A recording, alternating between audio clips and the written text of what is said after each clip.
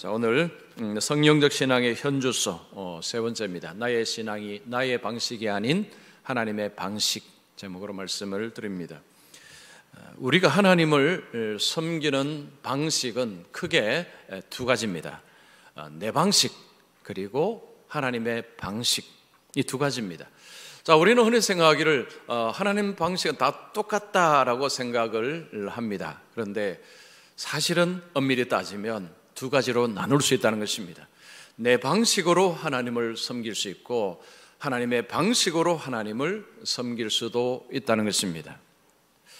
과연 나는 지금 어떤 방식으로 하나님을 섬기고 있는가? 여러분, 오늘 이 말씀을 들으시면서 한번 자신을 깊이 볼 수 있는 그런 시간이 되시면 좋겠습니다. 오늘 본문의 주인공은 여로보암입니다. 자, 여로보암이라는 인물이 어떤 사람인 줄을 알면 오늘 본문의 말씀을 좀 더 잘 이해할 수가 있습니다. 여로보암을 알기 위해서는 11장부터 읽어야 합니다. 여로보암은 솔로몬 왕 때에 신하로 일했던 사람입니다. 솔로몬의 신하로 일할 때에 어느 날 아히야 선지자가 여로보암에게 찾아옵니다. 여로보암에게 와서 엄청난 예언을 합니다. 이제 장차 당신이 12지파 중에서 10지파의 왕이 될 것이다. 당신이 하나님의 말씀에 따라 순종하면 당신의 나라는 견고하게 될 것이다 라는 이 말씀을 하였습니다. 자, 여로보암의 입장에서는 엄청난 예언을 들은 것입니다. 그런데 그 예언이 실제로 이루어졌습니다. 솔로몬이 죽고 그 아들 르호보암이 왕이 되었습니다. 르호보암은 폭정을 했습니다. 그러자 북쪽 10지파가 반역을 하고 나라를 세웠습니다. 북이스라엘입니다. 초대 왕이 바로 여로보암입니다. 아히야 선지자가 예언한 그대로 된 것입니다. 여로보암이 왕이 된 후에 나라를 다스리며 도시를, 수도를 세겜으로 정했습니다. 세겜의 도시를 정하고 수도를 정하고 나라를 다스리는데 그에게 근심거리가 하나 있었습니다. 북이스라엘 사람들이 자꾸 남쪽으로 가서 예배를 하는 것입니다. 남쪽에는 예루살렘 성전이 있었습니다. 이전에 그들이 하는 방식이 바로 예루살렘 성전에서 하나님을 섬기는 것이었는데 그 방식을 그대로 계속해서 하는 것입니다. 여로보암 입장에서는 불안한 일입니다. 북쪽 사람들이 자꾸 남쪽으로 가게 되면 자기 나라가 위태로워질 수 있다라는 생각을 한 것입니다. 자기 왕위도 위태로워질 수가 있다라는 생각을 한 것입니다. 그래서 여로보암은 이 문제를 어떻게 해결할까라고 고민하다가 북쪽 두 곳에 베델과 단에 금송아지를 만들어서 세웠습니다. 금송아지를 만들어서는 북쪽 사람들에게 이렇게 말합니다. 이 금송아지가 바로 우리 선조 이스라엘을 애굽에서 인도해낸 바로 그 신이다 라고 이야기를 했습니다. 여러분, 이 모습 어디서 본 모습이죠? 이스라엘 백성들이 애굽에서 나와서 시내산 나라에서 금송아지 만들었습니다. 그 금송아지를 향해서 우리를 애굽에서 인도해낸 신이라고 불렀습니다. 여로보암은 아론이 했던 꼭 그대로 한 것입니다. 여기서 우리가 주목해야 될 것이 하나가 있습니다. 여로보암은 하나님을 섬기지 말라고 하지 않았습니다. 하나님을 섬기는 방식을 바꾸었습니다. 금송아지를 세워서는 우리 선조 이스라엘을 인도해낸 하나님이라고 불렀습니다. 하나님을 섬기지 말라고 한 것이 아닙니다. 여로보암은 북쪽 이스라엘 백성들에게 하나님을 섬기는 방식을 바꾸어서 제시를 한 것입니다. 이제는 이렇게 한다. 지금까지는 예루살렘 성전에서 하나님을 예배했으면 이제는 금송아지를 보면서 금송아지를 통해서 하나님을 섬긴다라고 한 것입니다. 그리고 그는 제사장도 아무나 세웠습니다. 여러분, 제사장은 아무나 세워서는 안 됩니다. 제사장 아무나 세우고 성전 비슷한 것을 지어놓고 절기도 자기 마음대로 만들어서 절기를 지키게 했습니다. 자기 방식의 종교를 만든 것입니다. 성경은 이 여로보암을 악한 자라고 말합니다. 그래서 열왕기 상하에 보면요, 북이스라엘 왕들을 평가할 때에 이런 식으로 많이 했습니다. 그가 여로보암의 길로 행하였다. 자, 왕상 15장 34절 보십시오. 열왕기상 15장 34절 보면 바사가 여호와 보시기에 악을 행하되 여로보암의 길로 행하며 그가 이스라엘에게 범하게 한 그 죄 중에 행하였더라. 여로보암의 길로 행하였다는 것은 그도 여로보암처럼 악했다라는 그런 말입니다. 자, 여로보암은 이런 사람입니다. 자, 이런 사람이라는 것을 염두에 두고 오늘 본문의 말씀을 읽어야 본문의 말씀을 바르게 이해할 수 있습니다. 자, 먼저 첫 번째입니다. 나의 방식대로 믿는 신앙은 모순된 신앙생활 방식이다. 여러분, 내 방식대로 하나님을 믿으면요, 이거 모순된 신앙생활 방식입니다. 이게 무슨 말인지 자, 말씀을 들어보시기 바랍니다. 자, 오늘 본문의 상황 한번 보겠습니다. 1절 보시면 그때에, 이 그때라는 것은 여로보암이 하나님의 말씀에 불순종하고 자기 식대로 그렇게 나라를 다스리며 악한 삶을 살아갈 그때에 어떤 일이 발생합니다. 그의 아들이 병듭니다. 그때 여로보암의 아들 아비야가 병든지라. 아비야가 병들었다는 것은 감기 들었다는 정도가 아닙니다. 중병이 들었다는 것입니다. 큰 병에 걸렸다는 것입니다. 왕의 아들이 병에 걸렸으니 여로보암이 자신이 알고 있는 모든 방법을 동원해서 고치려고 시도했을 것입니다. 그러나 다 실패했습니다. 그가 가지고 있는 종교 방식 아무 소용이 없었습니다. 그러자 갑자기 안 하던 행동을 합니다. 그동안 하나님을 찾지도 않았습니다. 하나님 말씀 들을 마음도 없었습니다. 그런데 갑자기 그가 하나님의 방식을 취하려고 합니다. 그것도 잠깐 하나님을 찾고 하나님의 말씀을 찾는 행동을 합니다. 2절 보십시오. 여로보암이 자기 아내에게 이르되 청하건대 일어나 변장하여 사람들이 그대가 여로보암의 아내임을 알지 못하게 하고 실로로 가라. 거기 선지자 아히야가 있나니 그는 이전에 내가 이 백성의 왕이 될 것을 내게 말란 사람이니라. 여로보암이 자기 아내를 누구에게 보냅니다. 누굽니까? 아히야 선지자입니다. 이 아히야 선지자는 여로보암이 솔로몬의 신하로 있을 때에 그에게 와서 장차 당신이 왕이 될 것입니다라고 예언을 한 사람입니다. 그 사람에게 아내를 변장해서 보냅니다. 왜 보냈을까요? 하나님의 말씀을 듣기 위해서. 하나님의 말씀 듣기 위해서 보내는 것입니다. 지금 여로보암은 갑자기 하나님을 찾기 시작합니다. 지금까지 하나님에 관심이 없었습니다. 하나님의 말씀에 관심이 없습니다. 그러나 갑자기 위기가 닥치자, 어려움이 닥치자 갑자기 하나님께 관심을 가집니다. 하나님의 말씀을 듣고자 합니다. 하나님을 찾고자 합니다. 자, 여기서 두 가지 의문이 생깁니다. 아니, 자기가 직접까지 왜 자기 부인을 보냅니까? 이 중요한 일에, 자기가 사랑하는 그 아들 일에 자기가 직접 가야죠. 근데 왜 부인을 보냅니까? 그리고 왜 변장을 시켜서 보냅니까? 여러분, 이거 이상하지 않습니까? 왜 여로보암 자신이 직접 가지 않았을까요? 여로보암이 가면 좋은 소리 듣겠습니까? 자기도 압니다. 자기 행위 자기가 뻔히 알고 있습니다. 그 아히야 선지자는 하나님의 말씀을 전하는 자입니다. 아히야 선지자가 그에게 말합니다. 당신이 하나님 말씀대로 순종하면 당신의 나라가 견고해질 것이다 라고 했는데 지금 거꾸로 살고 있습니다.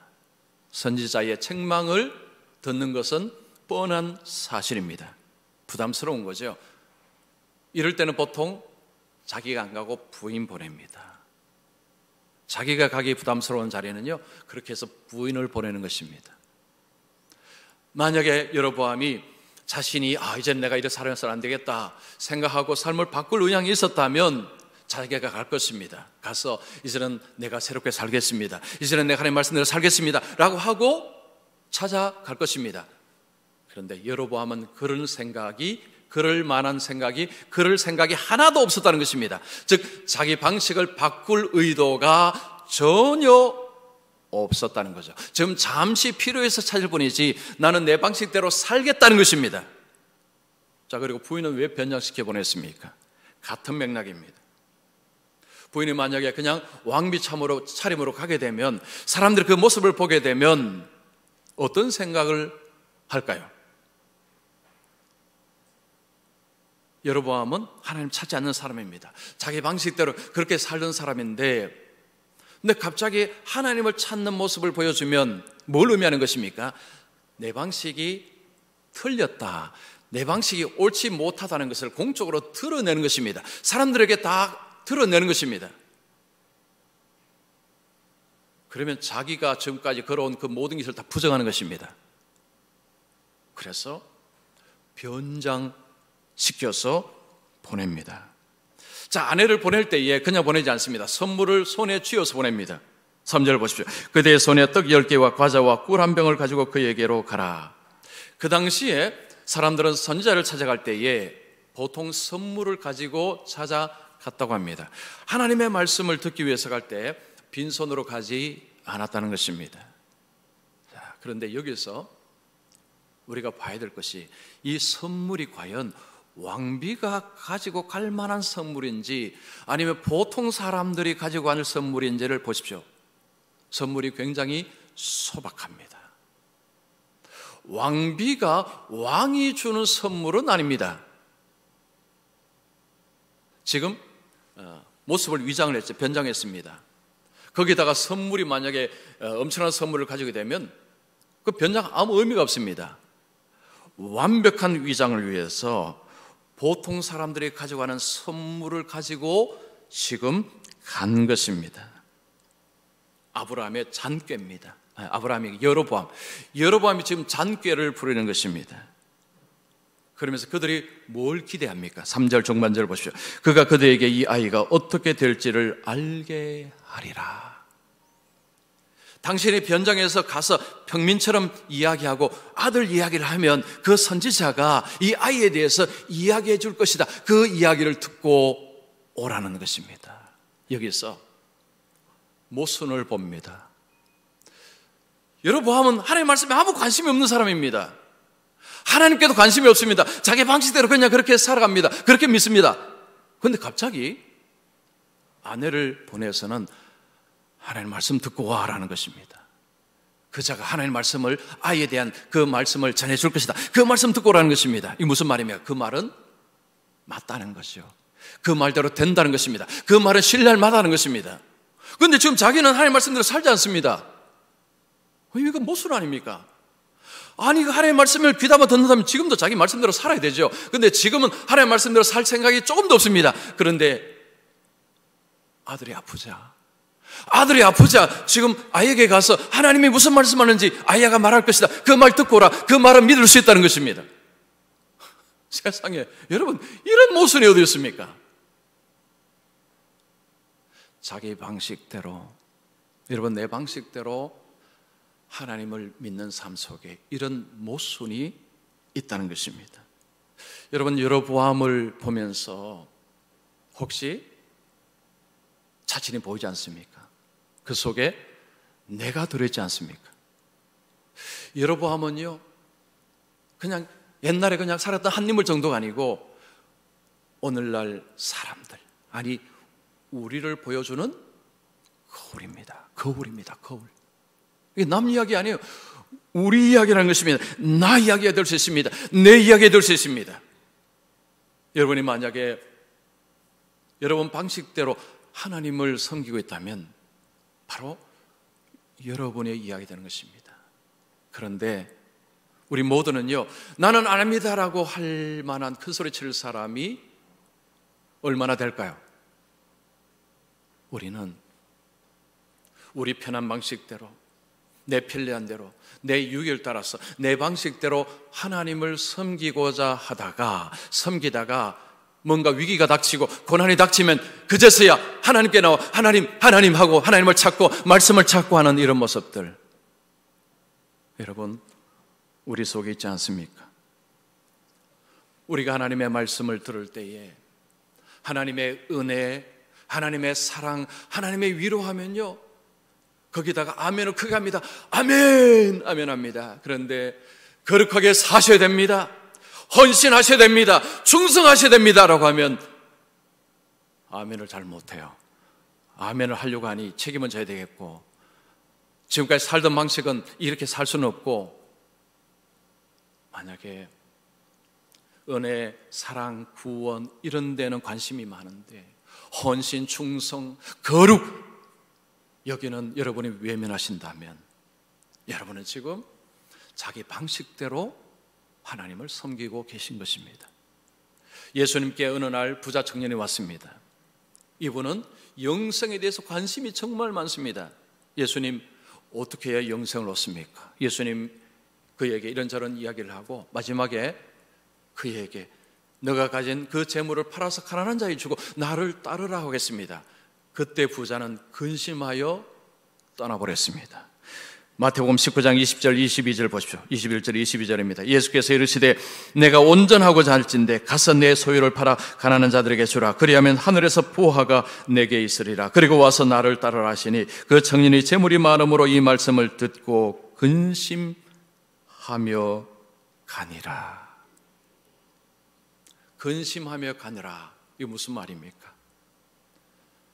영생에는 관심이 많고 구원은 받고 싶은데 주님을 따르는 것은 나 그거 못하겠습니다. 주님을 따르는 것은 나 그거 못하겠습니다. 라고 한 것입니다. 자, 여러분 어떻습니까? 여러분 지금 하나님을 어느 방식으로 섬기십니까? 내 방식으로, 나의 방식으로 섬기십니까? 아니면 하나님의 방식으로 섬기십니까? 아니면 왔다리 갔다리 하십니까? 자, 만약에요, 우리가 내 좀 편하고 내게 좀 이익되고 한 내 방식을 고수하게 되면 어떻게 될까요? 자, 두 번째입니다. 하나님의 방식대로 믿는 신앙에 은혜가 있다. 여러분, 하나님의 방식대로 살면 좀 힘들고 어려워도 그 속에 은혜가 있습니다. 여로보암의 아내는 자꾸 아브라함이 나옵니다. 자, 여로보암의 아내가 아히야의 집으로 갑니다. 남편이 시키는 대로 변장해서 갑니다. 사람들이 알아보지 못합니다. 그 당시에 아히야는 연세가 많아서 이제 눈이 잘 보이지 않는 상황입니다. 4절 보십시오. 여로보암의 아내가 그대로 하여 일어나 실로로 가서 아히야의 집에 이르니 아히야는 나이가 많아 눈이 어두워 보지 못하더라. 이 말씀 보면 여로보암의 잔꾀가 통하고 있는 것 같습니다. 아내가 변장을 하니까 사람들이 못 알아보겠는데 당연하죠. 못 알아볼 것입니다. 선물 끌어미도 소박하니 그냥 어떤 평민 여인으로 생각을 다 했을 것입니다. 그런데 아히야는 잘 보지도 못합니다. 봐도 좀 변장을 했는데 보지도 못하니 아히야의 이 여로보암의 아내를 알아보지 못할 것이라고 생각을 충분히 할 수가 있습니다. 그런데 여로보암도 그렇고 여로보암의 아내가 착각하는 것이 하나가 있습니다. 아히야는 눈으로 보고 일하는 사람이 아니었다는 것입니다. 하나님의 말씀을 듣고 그 말씀을 전하기 때문에 사람들이 눈으로 보지 못하는 것까지도 보는 사람이고 아는 사람이 아히야였습니다. 이미 여로보암은 그 경험했습니다. 자신의 미래에 될 일을 이미 듣고 그것이 현실화된 것을 경험했습니다. 그런데 그 아히야를 속인다고 변장을 하고 간다는 것 자체가 이게 말이 안 되지 않습니까? 여로보암의 아내가 그렇게 변장하고 아히야는 눈도 잘 보이지 않으니까 100% 몰라 볼 것으로 생각할 수가 있습니다. 여러분, 여기서 우리가 한 가지 배울 교훈이 있습니다. 우리가 영적인 눈이 닫혀 있으면, 육적인 눈만을 쉬려고 있으면 사람들의 눈은 의식하며 살아갈 수 있습니다. 그러나 하나님은 의식하지 않습니다. 사람들의 눈은 의식합니다. 그러나 하나님은 의식하지 않고 살아갑니다. 하나님이 다 보신다는 것을 전혀 의식하지 않고 살아가는 것이 여러분, 영적인 눈이 닫힌 사람들의 전형적인 삶의 모습입니다. 자, 여로보암의 아내가 선지자의 집으로 가는데 하나님께서 선지자에게 다 알려줍니다. 5절 보십시오. 여호와께서 아히야에게 이르시되 여로보암의 아내가 자기 아들이 병들었으므로 내게 물으러 오나니 너는 이러이러하게 대답하라. 그가 들어올 때에 다른 사람인 채 함이니라. 하나님이 다 알려주셔갖고 아히야 선지자는요, 눈이 보이지 않지만 여로보암의 아내가 변장해서 온다는 것 다 알고 기다리고 있습니다. 근데 여로보암의 아내는 이걸 전혀 모르고 이제 변장도 하니까 사람들도 못 알아보고 하니까 아주 이제 여로보암의 그 장쾌가 통하는 줄 생각하고 그렇게 하면서 아히야의 집으로 들어갑니다. 그런데 아히야의 집으로 들어가자 곧바로 음성이 들립니다. 여로보암이 아니요, 들어오라. 지금 자기는 변장했는데 아무도 못 알아보는데 갑자기 안에서 아히야가 자기를 보지도 않았는데 여로보암이 아니요, 들어오라는 것입니다. 여러분, 얼마나 충격이 컸을까요? 얼마나 놀랐겠습니까? 지금 변장해서 아무도 못 알아보고 지금 그래 왔는데 갑자기 안에서 소리가 나니 여로보암 자기 아니라는 거 이미 알고 있습니다. 들어오라는 것입니다. 여로보암의 아내가요, 여기서부터 이미 이제 충격을 받고 들어갑니다. 6절 중반절 보십시오. 내가 어찌하여 다른 사람인 채 하느냐? 내가 명령을 받아 흉한 일을 내게 전하리니. 네가 어찌하여 내가 못 알아볼 줄 알고 하나님이 모를 줄 알고 이렇게 변장하고 왔느냐? 이 어리석은 자야, 그 말이죠. 그러면서 내가 명령을 받아 하나님의 말씀을 받아 흉한 일을 내게 전하리라. 여러분, 여로보암의 아내가 흉한 일을 듣기 위해서 그 먼 거리 온 것이 아닙니다. 자신의 아들이 지금 병들었기 때문에 그 아들에게 좀 뭔가 좋은 소식, 이제 아들이 병이 나을 것이다, 뭐 이런 좋은 소식을 기대하고 사실은 여기까지 온 것입니다. 그런데 그의 귀에 들려오는 소식은 좋은 소식이 아니라 흉한 소식입니다. 여기서 우리가 한 가지 배울 교훈이 있습니다. 복음은 좋은 소식입니다. 하나님의 말씀은 복음입니다.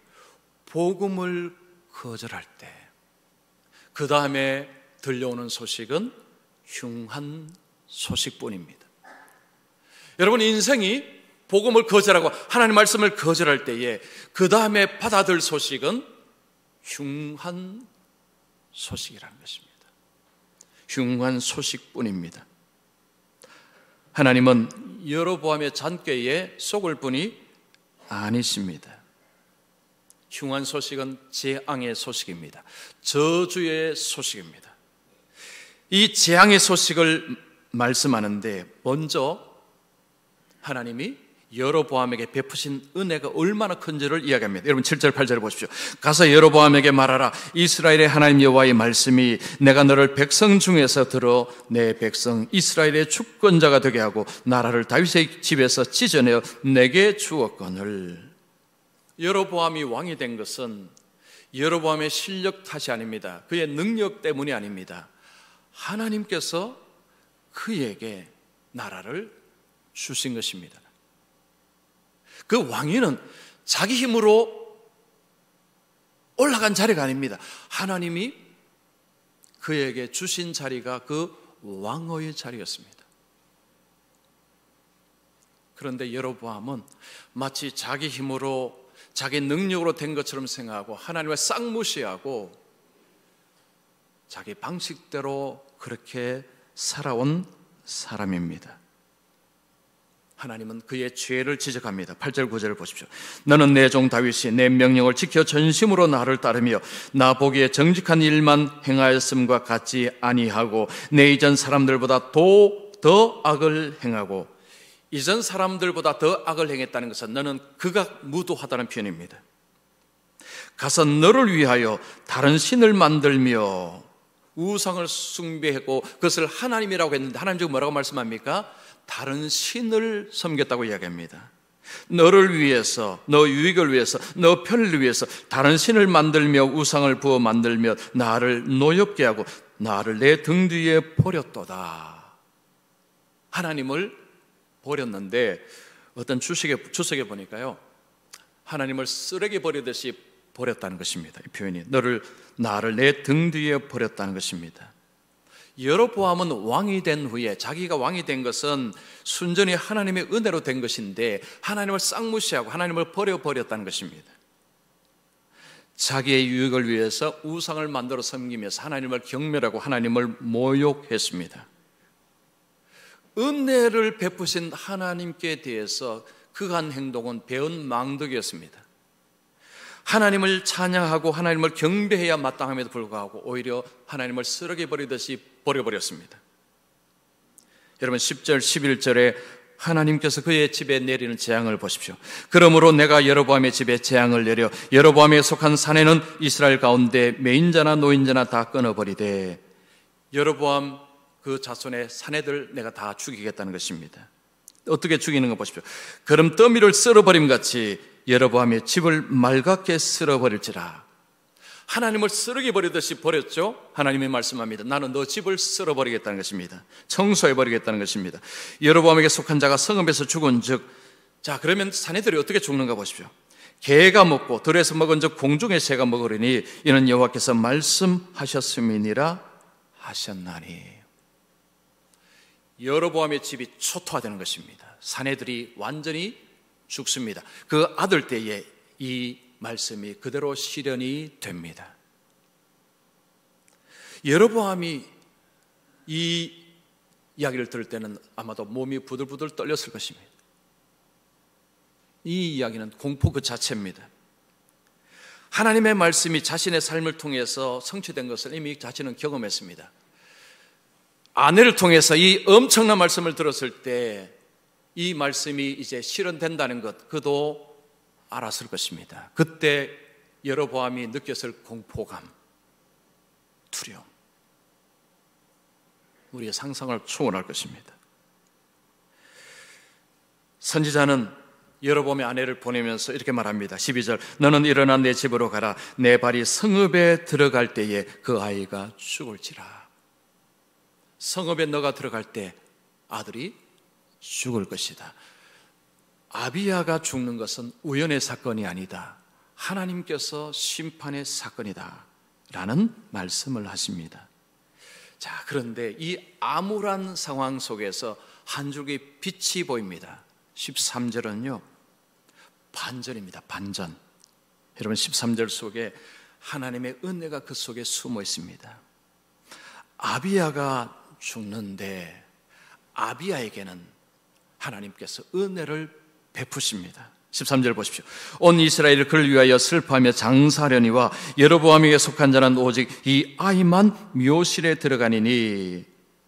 이 아이만 제대로 장사되고 온 백성들이 슬퍼했다는 것입니다. 다른 남자들은 개가 먹고 새가 먹는 비참한 죽음을 맞이할 것인데 이 아이만 사람들의 애도 속에 묻힐 것이라는 것입니다. 이는, 그 다음 표현이 중요합니다. 이는 여로보암의 집 가운데서 그가, 아비야가 이스라엘 하나님 여호와를 향하여 선한 뜻을 품었음이니라. 하나님께서 아비야에게 은혜를 베푸시는데 이 아비야는 아버지하고 다른 남자들하고 달랐다는 것입니다. 아버지와 달랐다는 것입니다. 다른 사내들과 달랐다는 것입니다. 하나님을 향해서 선한 뜻을 품었다고 말합니다. 구체적으로 어떤 모습인지는 알 수 없지만 이 문맥 속에서 알 수 있는 것은 아버지처럼 살지 않았다는 것입니다. 아버지는 자기 방식대로 자기 멋대로 그렇게 살았습니다. 하나님 무시하고 살았습니다. 그러나 아비야는 그렇게 하지 않았다는 것입니다. 또 어떤 분은 이런 질문을 할 수 있어요. 아니, 목사님, 이제 뭐 죽는데 은혜 베푸는 게 무슨 의미가 있습니까? 뭐 이래 죽는다 저래 죽는다, 막 죽는 거 다 똑같지 않습니까? 요한계시록 14장 13절에 여러분 한번 보십시오. 주 안에서 죽는 자들은 뭐 있다고요? 복이 있도다. 세상은 뭐 죽으면 다 끝난다, 뭐 이렇게 생각하고 그냥 뭐 그렇게 말하니까 뭐 죽으면 끝나는데 뭐 죽으면 복이 있다, 이게 무슨 말이냐 생각하죠. 그러나 우리 기독교는, 성경은 죽음으로 끝나지 않습니다. 죽음 이후에 하나님 나라가 있습니다. 하나님 나라가 있습니다. 그래서 주 안에서 죽는 자들은 복이 있도다. 하나님이 아비야에게, 비록 그가 아버지의 죄로 인해서 심판을 받지만, 그러나 아비야에게 하나님이 은혜를 베푸신다는 것입니다. 자, 우리가 아비야를 보면서 좀 불편해도, 좀 힘들어도 하나님을 향해서 우리가 마음을 쏟는 것이 얼마나 중요한지를 배울 수 있습니다. 이 아비야가 그 아버지 때문에 그 마음이 얼마나 힘들었을까요? 그 아버지의 그 하나님을 무시하고 막 하는 그 모습 보면서 그 아들이 얼마나 불편했겠습니까?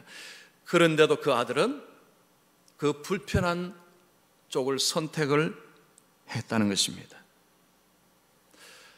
우리가 하나님 방식대로 예수를 믿는다, 하나님 방식대로 하나님을 믿는다는 것, 이게 바로 예수님의 십자가를 믿는 것이고, 그리고 예수님을 따르는 것을 말합니다. 디도스 2장 14절 보십시오. 그가 우리를 대신하여 자신을 주심은 모든 불법에서 우리를 속량하시고 우리를 깨끗하게 하사. 우리가 십자가 예수님을 믿는다는 것은 예수님이 십자가에 자신의 몸을 내어주심으로 우리를 깨끗하게 하셨다는 것을 의미합니다. 그래서 우리 죄인은 예수님 덕분에 하나님 앞에 깨끗한 자, 의로운 자, 의인으로 하나님 앞에 서는 것입니다. 자, 그 다음이 중요합니다. 선한 일을 열심히 하는 자기 백성이 되게 하려 하십니다. 예수님께서 우리를 죄에서 건져내시고 우리를 의롭다고 한 이후에, 여러분 거기서 끝난 것이 아닙니다. 우리에게 주님께서 우리를 따라오라고 하면서 우리를 끌고 가시는 삶이 어떤 삶입니까? 하나님의 선한 일을 열심히 하는 자기 백성 만드는 것, 이게 바로 주님이 우리를 십자가에서 건지신 삶의 방향이라는 것입니다. 여러분, 예수 믿으면 끝나는 게 아닙니다. 예수 믿으면 나 천국 갔다, 이제 마음대로 살아야 돼. 아니요, 그렇지 않습니다. 그 오해입니다. 정말 오해입니다. 예수님의 십자가의 은혜를 입은 자는 그 다음에 뭘 고민합니까? 이제는 내가 어떻게 살아야 하는지를 고민합니다. 이 엄청난 은혜를 입었는데 그러면 내가 어떻게 살아야 되느냐? 내가 이제 어떻게 살아야 되느냐? 어떻게 살아야 된다고요? 하나님의 선한 일을 열심히 하는 하나님의 백성 되는 것. 이 은혜를 여러분이 알았다면 여러분 마음대로 살면 안 됩니다. 여러분 마음대로 살 권리 없다는 것입니다. 하나님께서 우리에게 원하시는 것은 하나님의 선한 일을 열심으로 하는 사람이 되는 것. 이것이 바로 하나님이 우리에게 원하시는 것입니다. 예수님 안에 이 엄청난 은혜가 있습니다. 이 은혜를 받은 자의 삶은 하나님의 선한 일을 행하는 것입니다. 자, 오늘 본문에서 여로보암을 통해서 여러분 자신을 한번 이제 생각을 하셨을 것입니다. 자, 여로보암을 보시면서 어떤 생각이 드십니까? 나는 과연 내 방식으로 하나님을 섬기고 있나? 아니면 내 방식도 아니고 하나님 방식도 아닌 나는 중도로 가고 있나? 아니면 여기 좀 왔다 갔다 좀 하고 있나? 여러분 어느 쪽이십니까? 완전 내 방식도 아니고 그렇다고 완전 하나님 방식도 아닌 그냥 어정쩡하게 좀 여기 좀 왔다 여기 좀 갔다 여기 좀 갔다가 혹시 이런 삶은 아니십니까? 자, 우리가 물론 우리는 다 부족합니다. 그래서 100% 내가 하나님 방식대로 산다라고 말할 수 있는 사람은 아무도 없을 것입니다. 우리는 그렇게 살 능력이 없습니다. 우리의 눈을 그래서 어디를 봐야 됩니까? 주님입니다. 주님. 그래서 우리가 주님 봐야 됩니다. 왜냐하면 끊임없이 우리는 자꾸 내 방식으로 가려고 하니까요. 그래서 우리가 하나님 방식을 따라가기 위해 자꾸 주님 봐야 됩니다. 주님 봐야 되고 주님을 따라가야 됩니다. 이게 바로 하나님의 방식대로 사는 것입니다. 거기에 은혜가 있습니다. 거기에 은혜가 있습니다.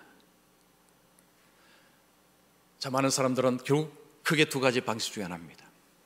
내 방식대로 하나님을 믿으며 살 것이냐, 하나님 방식대로 믿으며 살 것이냐.